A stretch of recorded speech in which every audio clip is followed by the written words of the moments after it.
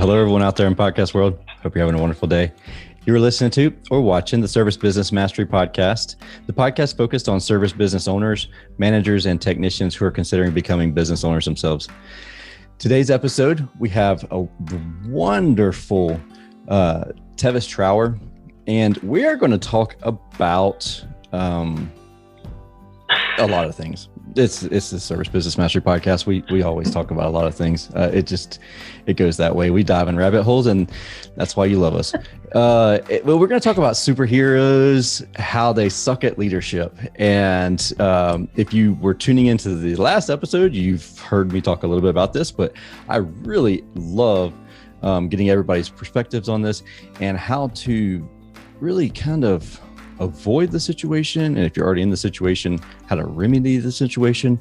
But yeah, that's all I'm really going to say about that. Josh, how about you, buddy? No, this is a great topic. It's one of those things you can always go deeper on. So I'm sure Tevis is going to do a great job. We had a great time talking to her before the episode aired, and she's got a little twang in her voice, a little y'all in her language there, so you guys should enjoy this one. I love it. That's awesome. Welcome to the show, Tevis. Thanks so much. I feel right at home already. So tell us a little bit about you, your background, and kind of what makes you an expert. Oh yeah, right. An expert at what? Well, gosh, that's such a big question, Tersh. Right. Okay, what about me? I'm sitting in Woodstock, New York, because I ran away from New York City because I wanted trees and woods. I grew up in Atlanta, Georgia, so the accent is authentic. It comes and goes depending on who I'm speaking with, how That's tired funny. I am, and if I've been drinking bourbon. So there's a lot of correlates here. I can say it's probably coming out now because of Dear Tersh inspiring it. That's funny. But yeah, so I grew up the kid of hippies. No one ever pushed a big overachiever thing in terms of the corporate world. But they did talk a lot about what it meant to be a full human being, right? They did talk a lot about how do you self-identify, how do you evolve, and how do you lead? How do you inspire? And so I bounced my way into corporate America because I was curious about it. It was like this opposite world, and wandering around the halls of various organizations, I started to realize, geez, we all bust our butts to get here, and pretty quickly we fall out of love with our jobs, right? Sure. Like we name the company or name the profession. I mean, most of us really have to put some effort into being employed or running a business. Like it takes effort to get where we think we want to be. And so why do we fall out of love with it so quickly? And so that kind of put me on a course to want to answer that question. So maybe I'm the expert at exploring that question. I love that. I love well, for me, it's very much, I get bored. I mean, I'm more of what I would consider a wartime leader. So as soon as we get all the policies and procedures in place and things are running smooth, then it's like, oh, I'm a glutton for punishment. Let's go do something different. And don't follow your own procedure. Yeah, exactly. That too. Yeah. There's a lot to be said about adrenaline in that, right? I mean, George Patton said that it was peacetime that he couldn't stand, right? Exactly. As weird as that sounds, there's some people who are like in the gun, and some people listening to this or watching this, they're like, man, will it ever just kind of smooth out? Like I'm working towards the day where I don't have to worry. I don't have to answer questions. I don't have to do this. I don't have to do that. Like I just want it to Cadillac along and just hit the cruise control. And for me, I feel like, that's the moment I get bored. That's when TriStar, my other air conditioning company, when that company got to that point, that's whenever I started the other company or purchased the other company and started that. So it's like, nah, I'm good. Yeah. Do you know what though, Tersh? I think a couple things. For one thing, you're talking about the difference between, well, there's a couple types of stress, and one is the distress, right, of being overwhelmed and oh my God, COVID, or oh my God, is the company going to make it, or oh my God, what's going on with our country, or what's going right, all the OMGs, right, that can come up. And you're talking about something called eustress, EUSTRESS. And eustress is where we respond to stimulus in a positive way because we don't feel powerless. We do feel a sense of agency. And so I think it's probably kind of a hallmark of a lot of leaders. The other thing that I want to say is I actually don't believe that most people ever allow themselves to go into cruise control other than when they're driving their car, because the nervous system isn't wired that way. Yeah, that makes sense. It's wired to scan for danger. What should I be worried about? What should I be worried about? What should I be worried about? And if that weren't the case, then mindfulness and meditation and pharmaceuticals wouldn't be the gazillion-dollar industries they are, right? That's true. I will tell you that there is nothing more terrifying than me leaving like Lowe's or Home Depot or somewhere and then pulling in the driveway and saying, oh God, I hope I didn't hit anybody. I hope I didn't run a red light. I do not remember that drive to the house. Live, because I am not going there. Don't tell me you've never done that. I can't be the only person in the entire world that's ever done that. I am so driven to, especially if you get on I-16 in Southeast Georgia and it's nothing but trees. And it's like, da-doom, da-doom, da-doom, da-doom. And it's like, oh yeah, I'm in a deep meditation here all the way to the house. Okay. I love a good true confession. And that may be up there because you're right. We all zone out. Oh yeah. That's awesome. That's funny.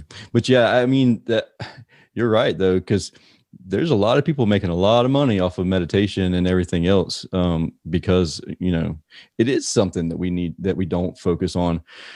I mean, you have websites where you can actually have it running quote unquote focus music in the background. My app, my calendar for Outlook, it created a focus time. So it's like, hey, we're going to create a focus time for you, and we're going to block out your schedule every single day for an hour. I was just going to ask where it work. Well, it allows me not to block stuff or not to add stuff to that time. And because we live and die by our schedule, Julie and my wife and I, we live and die by the schedule. So if it's blocked off on the schedule, we don't schedule anything.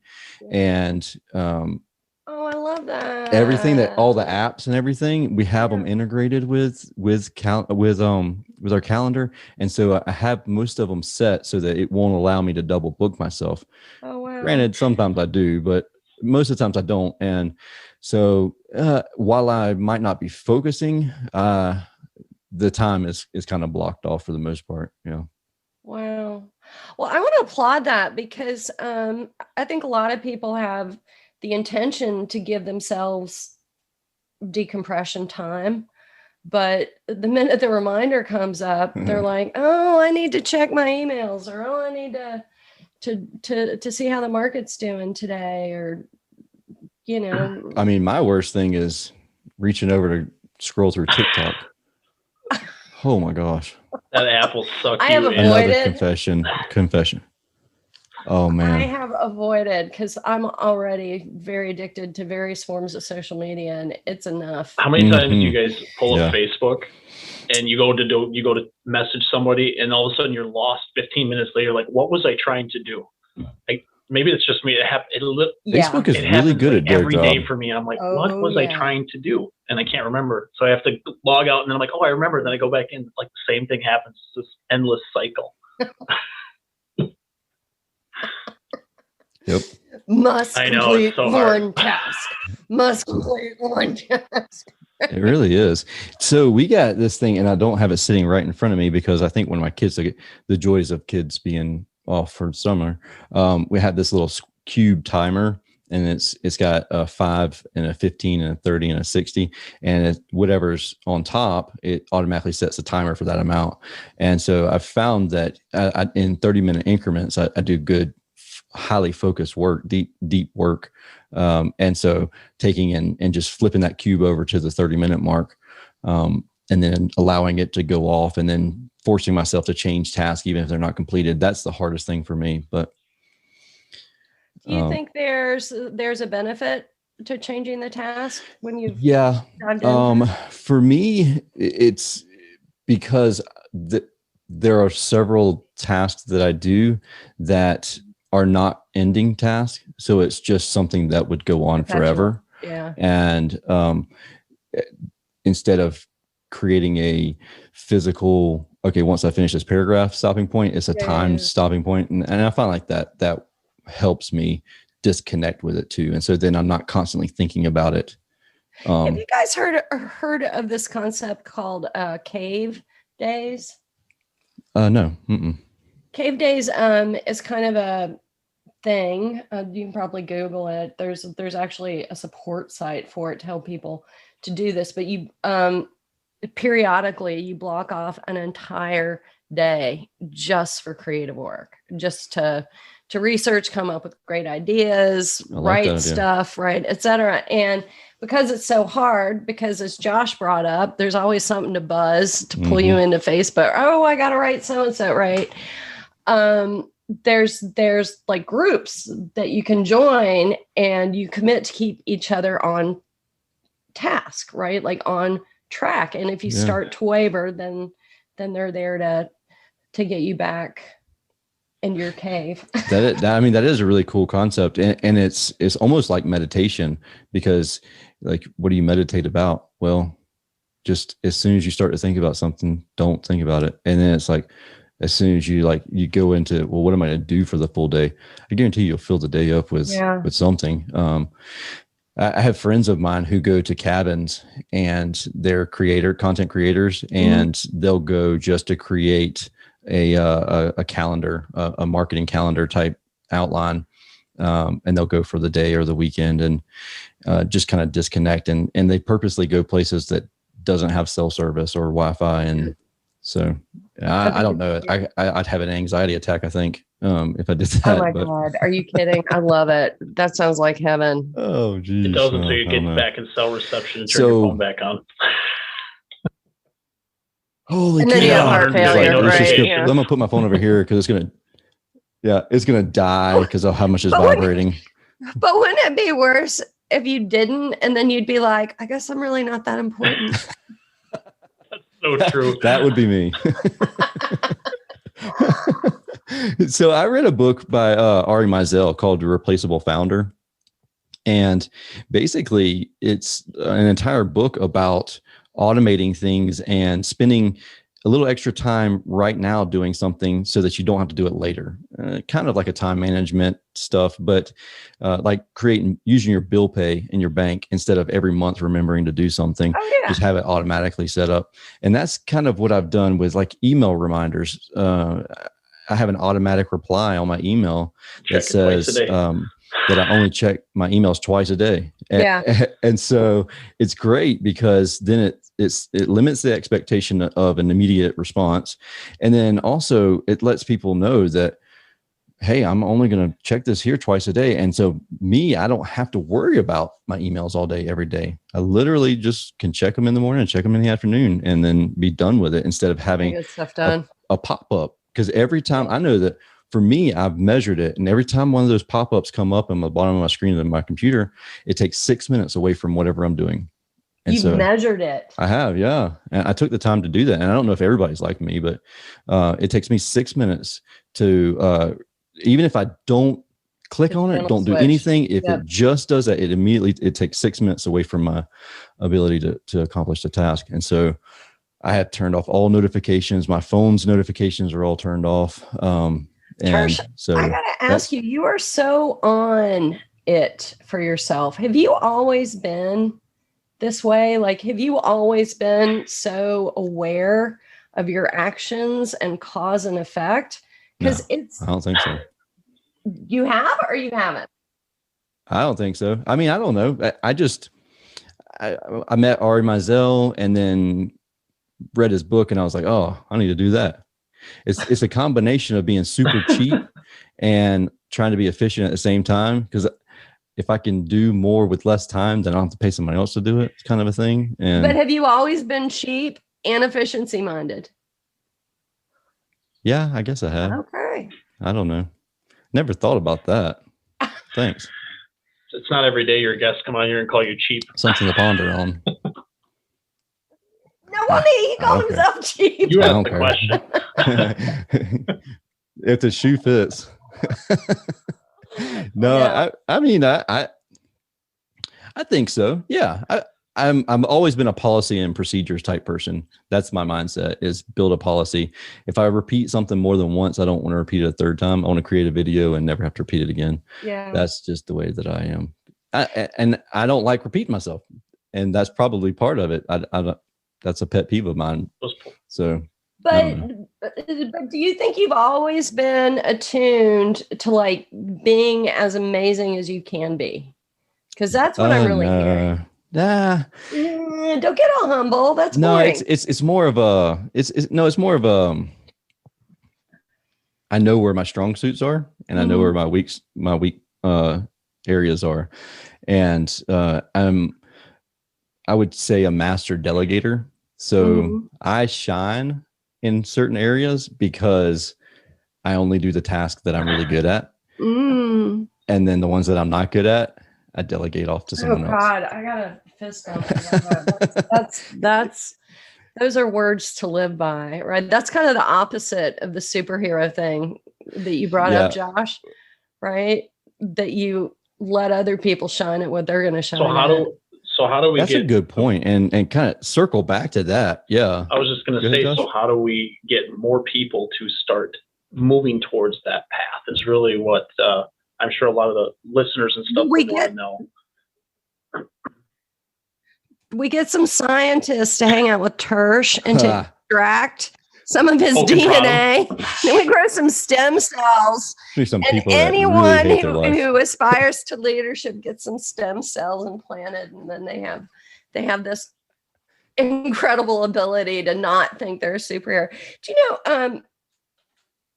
We were talking about fear, right? And we were talking about the meditation thing, and we were talking about driving home and having 8 zillion things pass you and you don't even notice it. And I think of the superhero leader as being on that kind of autopilot, right? That for some reason they have made a decision that that associates their worthiness on the planet with being the end all and be all, right? It may come from fear, like if I don't do it, it won't be done right. Or if I don't do it, it'll take too long, or I got to do it to know that it's even getting done at all. And some of it is the thrill of accomplishment, right? But that's actually not leading. That's just being a producer. So basically the producer with a title. Or Yeah, the producer. But you think about so I first started to think about this when I was watching some of the folks I worked for at Time Warner, right? Huge company. And here you've got 8 zillion people with great minds, amazing experience, right? And someone would walk into a situation and be like, step aside. This is what we're doing, right? And everyone in the room would just go, right? Yeah. And so you think about Superman, right? You've got all the townspeople in Gotham or wherever. No, he was in Metropolis, right? Smallville. Some kind of a villain, right? Or some kind of an evil or danger. And all the townspeople are like, oh, Superman, come save us. And if Superman doesn't show up, they're all just, going to lay over and die? I mean, think about it. Is that the kind of organization that you want? Or do you want the kind of organization that you're like, hey, everybody, we've got a problem. What are we going to do to solve it? Exactly. So, yeah, because I love that. the granted, the as the hero, as the superhero, it's really cool to have that, the ego part of it. And we've said this before, my ego has driven me in the past to be the person that if you have a question, just give me a call.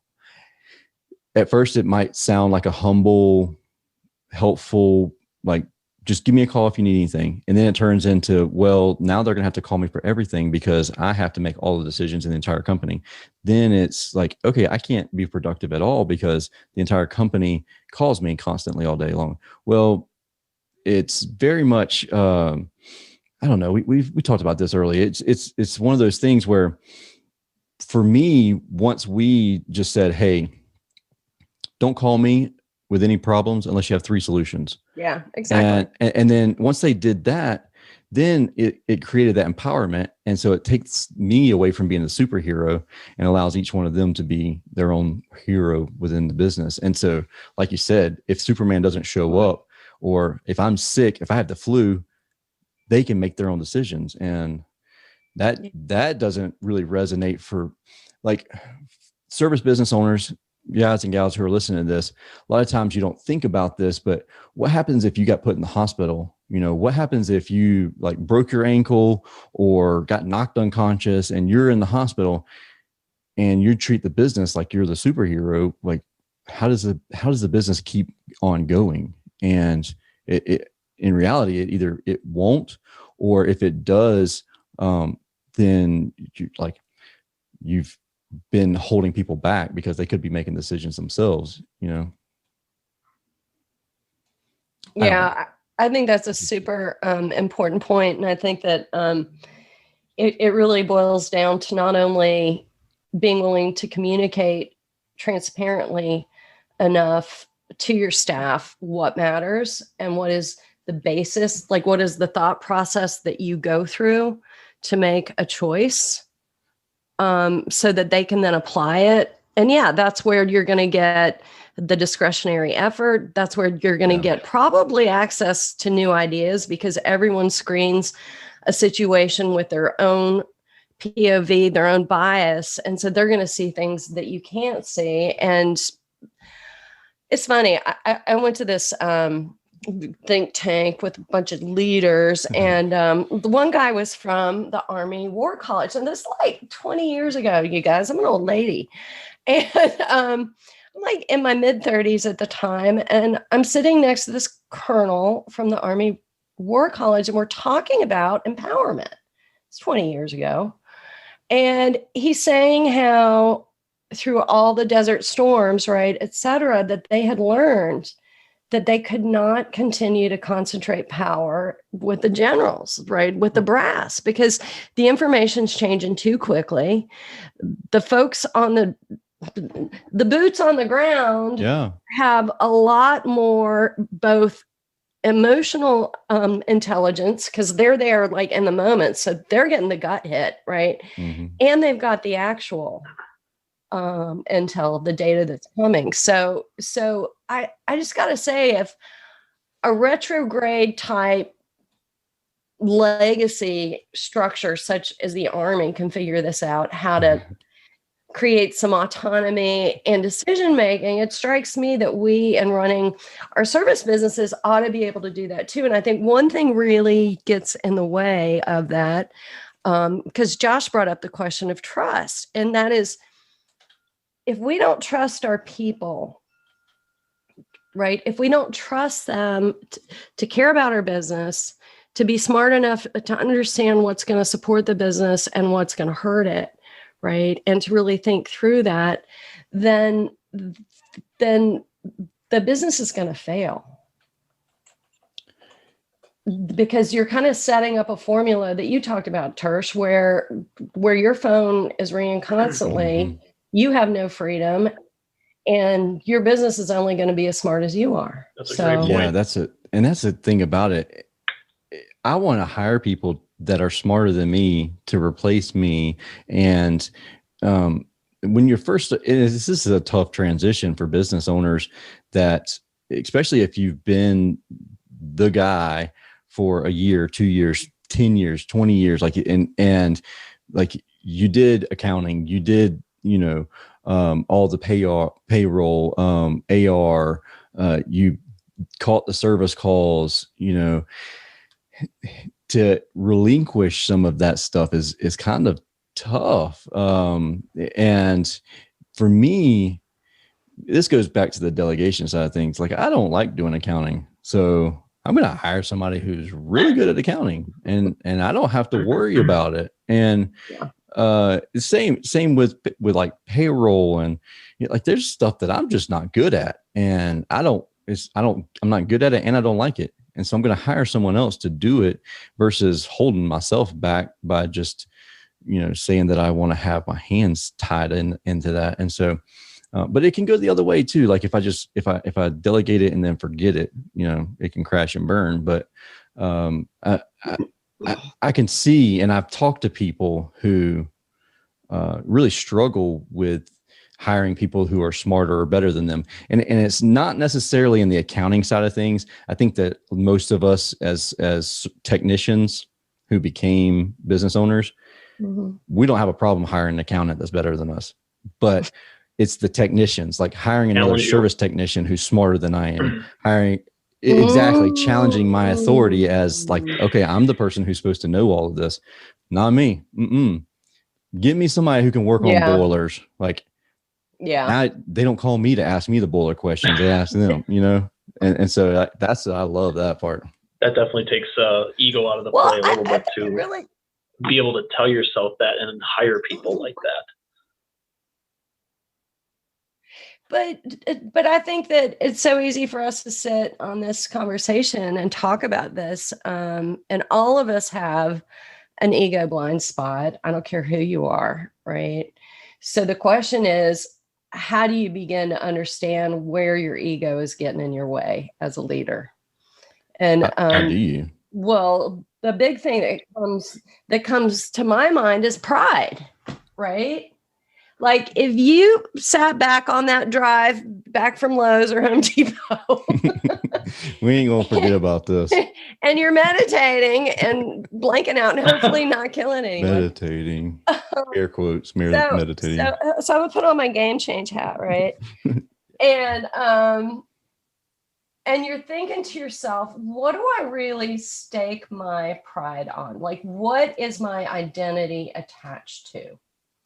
What is really important to me for me to believe is true of myself? So like that guy who won't hire the boiler person because he wants to be the smartest one in boilers, right? Or that person who won't hire the accountant because they want to control everything, et cetera, right? Right. We have to start to get a sense of where our identity, right? Our holy cows, or this is who I am, right? I am blank, is actually getting in the way of us being the leader that we could be. And I'll tell you the easiest way to catch it. What pisses you off? What makes you uncomfortable? What makes you clench? Well, that's easy. Everything. Well, that is not true. You know that is not true. Just come be a fly on my wall.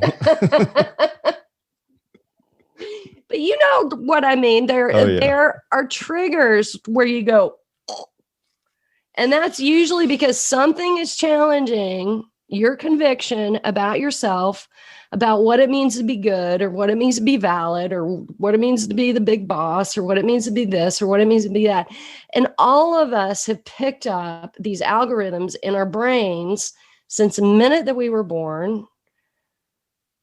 So we got to start to notice, where am I getting triggered? Because I promise you, wherever you are getting triggered is where you have to grow. That's great.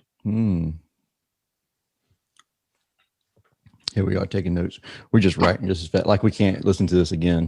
Right? Sorry for the delay, everybody that's listening. Yeah, I love this. No, it's really awesome because you mentioned.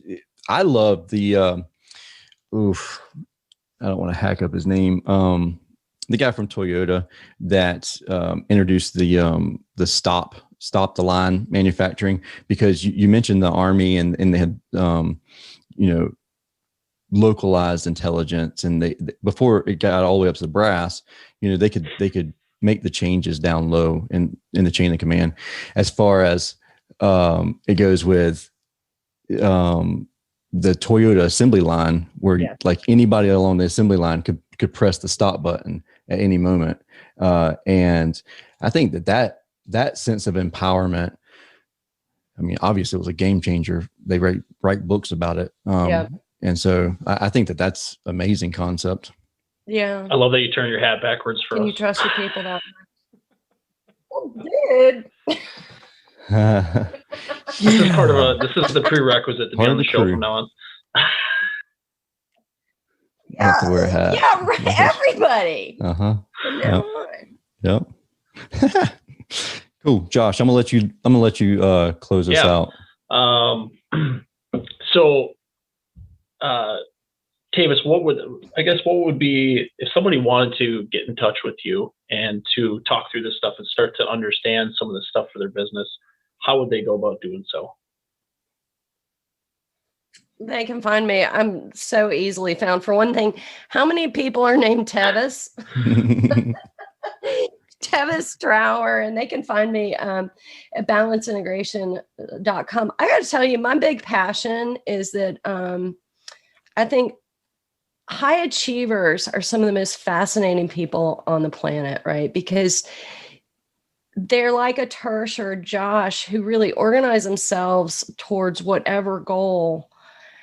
But all of us have blind spots. There's a blind spot in every single human being. And the fun of getting on the other side of that is what I'm interested in, because that's where you really start to excel. Like that's where you go beyond an idea and you have the capacity to actually exceed anything that you might have imagined for yourself. So that was great. Mic drop. We're done. What's the book you got behind you? This is my book.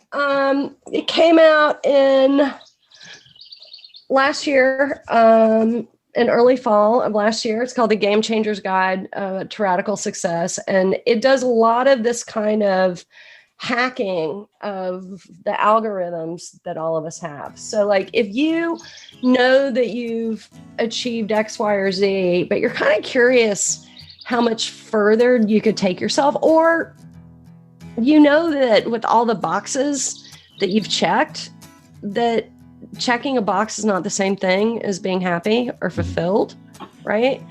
This book is for you because it helps you keep all this awesome success that you've got. Like all the box checking doesn't stop, but it helps you actually enjoy your life and take it even further.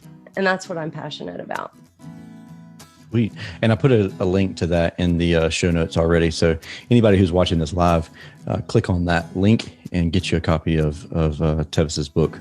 So thank you so much for coming on the show today. And thank you for everything that you've done and shared this. And really, honestly, the conversation has been great. I think Josh would agree with me on that one.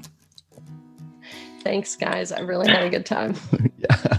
So if anybody has any questions, don't hesitate to reach out to Tevis and LinkedIn or balanceintegration.com. And then I also put the link to her book in the show notes. With that being said, I hope you have a wonderful and safe day. Thank you again for watching or listening to the Service Business Mastery Podcast. It is a podcast focused on service business owners, managers, and technicians who are considering becoming business owners themselves. I hope today's episode really helped to answer some unasked questions. I know we're kind of all over the place, but we really passionate about really just helping you focus and learn to be move away from the superhero mindset and kind of understanding what it is before you can move away from it. But anyways, hope you have a wonderful and safe week until we talk again next time. See ya.